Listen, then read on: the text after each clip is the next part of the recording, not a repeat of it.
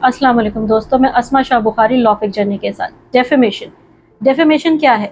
तो दोस्तों, डेफेमेशन एक ऐसा लॉ है जिसके तहत अगर कोई भी इंसान आपके बारे में कोई ऐसी बात कहे या कोई ऐसा अमल कहे जिससे आपकी रेपुटेशन और आपकी गुडविल डैमेज हो रही है, तो वो डेफेमेशन कहलाता है कोर्ट ऑफ लॉ के अंदर। और वो एक क्राइम है जो एक इंसान कमिट कर रहा है, और आप बिल्कुल उस इंसान को कोर्ट ऑफ लॉ में ला सकते हैं, क्योंकि आपकी गुडविल एक इंटेंजिबल प्रॉपर्टी है आपकी, जिसे कोई भी डैमेज नहीं कर सकता। डेफेमेशन में दो किस्में होती हैं, लाइबल एंड स्लैंडर। लाइबल क्या है? लाइबल ये है कि अगर कोई भी इंसान आपकी रेपुटेशन को प्रिंट करके या पब्लिश करके डैमेज करता है तो वो लाइबल के अंडर फॉल करता है।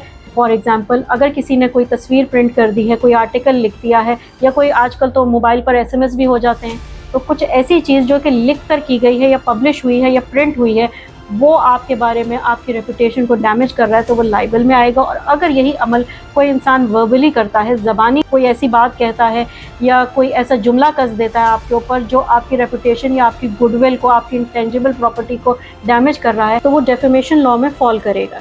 जैसे कि अभी रिसेंटली एक बहुत ही वायरल वीडियो है जो आपने भी देखा होगा, इंटरनेट पर हर जगह दस्तयाब था, जहां chief justice of Pakistan Faiz Isa एक जगह गए जहां पर एक इंसान ने उनके बारे में कुछ ऐसा जुमला कहा जो कि उनकी रेपुटेशन को डैमेज करता था। तो वो क्या था?